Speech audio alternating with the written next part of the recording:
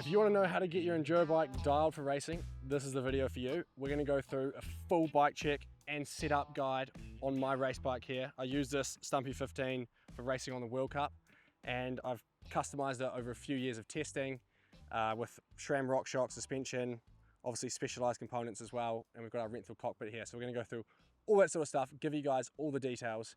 Please like and subscribe, support our channel, and I hope you find this video valuable. Okay, well, let's jump straight into it with the cockpit. Firstly, we've got these updated Renthal fat bars. These things look sick in the gold. Always a massive fan of the Renthal look. The width of these is 750mm. How I find that is usually what we do is we will do a push up on the ground and start narrow, move your hands out and out and out until it feels really comfortable and strong. Go past and then push up back in. And once you find that really comfortable point where you feel like you have the most strength, make a mark on the outside of your hand, and that's roughly your bar length. So for me, 750mm, 760mm is what I like to have. This is 750, just give a bit more clearance on the tight trees. Talking of tight trees, got these Loam Lab counter punches on the end of the bars there, and that just basically protects your fingers. So when your hand's in there, anything that you hit will be taken, the force will be taken straight into the bar end. So I like having those. Got some Renthal grips, got a 30mm rise bar, and a 50mm stem. Also have 15mm of spacers underneath the stem. So low rise race, which is basically 1 or 2mm, and then 15mm of spacers there. We have this little mount for the bike computer. That's from K-Edge USA. That just clips straight on as a spacer, and then you can clip your thing in and out. I love that. Super clean and easy. In terms of brakes, we've got the SRAM Maven Ultimate in the beautiful teal color. That's the new colorway for 2025. Love these brakes. Honestly, I'd say over the last year or two, this has been the biggest game changer in my riding and my racing is the Maven brakes. Got two little pods for shifting. This is the shifter for the gears. This is the shifter for the flight attendant system and the seat dropper, but you can chop and change. So you can have gears on either side. You can mix it up however you like. So it's fully customizable. Super clean cockpit. Massive fan of this. We're getting up close and personal with this beautiful thing.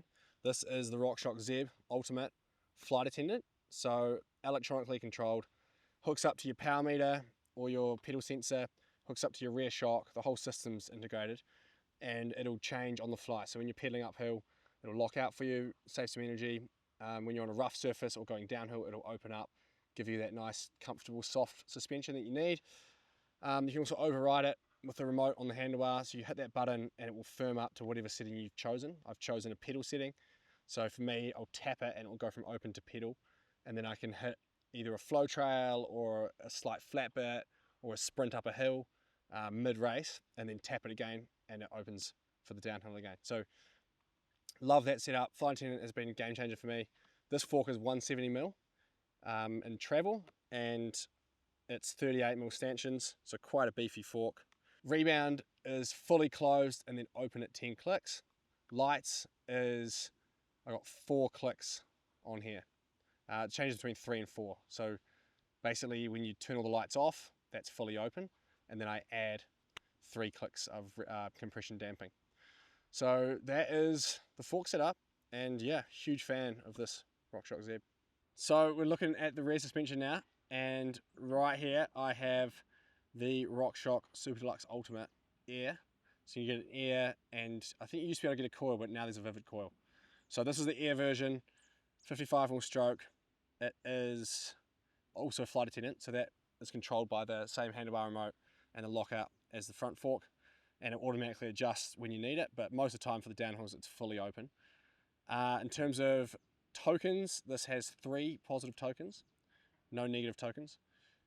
Also pressure 190 psi, sag quite low, usually around 25% sag, or even slightly less. So that's probably less than the recommended, which would be 30, but because I like to have a really progressive and supportive bike, I run a bit less sag, so it's firmer.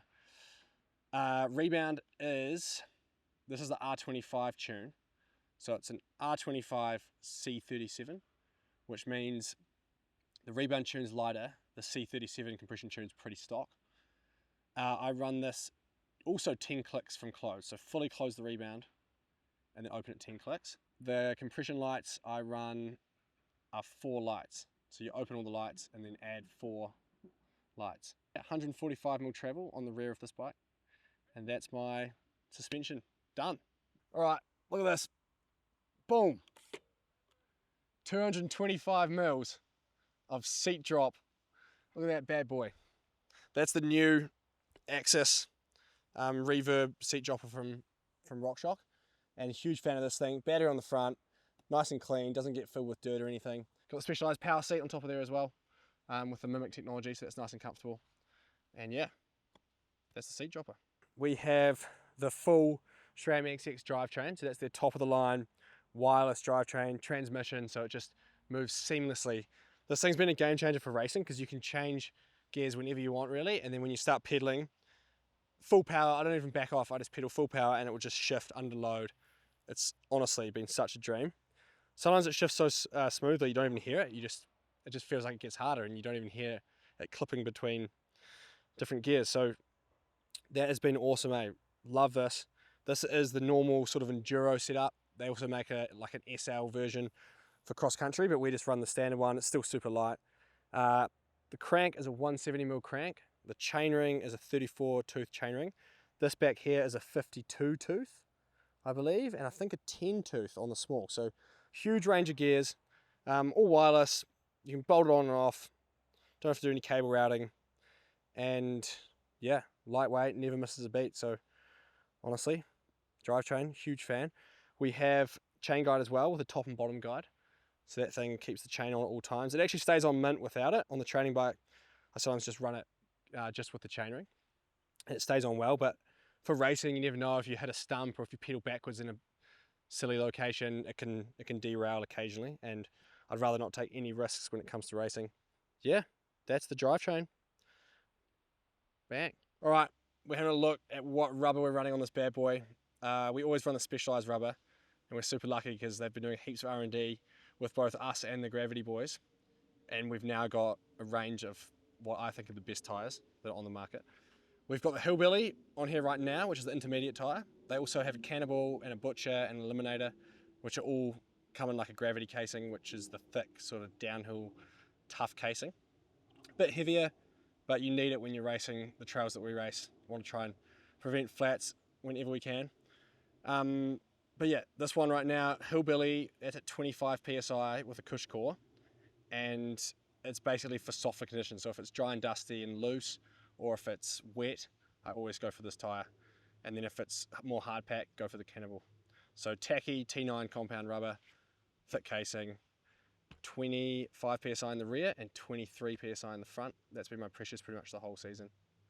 And obviously that's paired with the Roval Traverse rims. These are alloy with a 350 DT hub. And I just love the alloy rims. They feel compliant. You can bend them back if you break them in a race. I actually train on the carbons. I got the Carbon SL Traverse for training, and then for racing, always racing on these alloys. Ladies and gentlemen, last but not least, we've got a few key little tricks and tips and fun bits. We've got the teal Mavens on the back of here with that paint splatter, and we pair that up with metallic pads and a 200mm rotor. I always run 200mm. With these brakes, they're so powerful, I don't feel like I need 220s, and they dissipate heat really well. They've actually designed this brake so that it stays warm, but then it also dissipates heat, so it's not like cooling and heating up really quickly. It stays in more of a consistent temperature range. And I actually notice that when I'm racing, like once you start the day and start moving through the stages, the brakes just feel the same the whole day. So they've killed it with that, heaps of power. That's actually my favorite brake I've ever ridden. This rotor, yeah, 200mm HS2 rotor, and then front and rear. And then when we come down here, we look at the flip chip, which is in the high position. So I like just having the BB a little bit higher, giving me some more clearance when I'm pedaling over rough rocks and things. In Enduro, you often end up pedaling in silly places where you wouldn't pedal otherwise. So quite nice to have a little bit more in the BB. This bike sits pretty low anyway, so nice to have that BB raised up. If you have any questions, drop them below. Like and subscribe. If we've missed anything, let us know. Definitely possible. There's a lot going on with this beautiful machine. And if you have any questions about how to set up yours, I can help. Same thing, drop a comment, flip me a message, whatever. Happy to help you guys try and get your bike as dialed as this bad boy. Thanks for watching. Like and subscribe, support our channel. We love bringing you guys this content, so just return a bit of love our way. Cheers.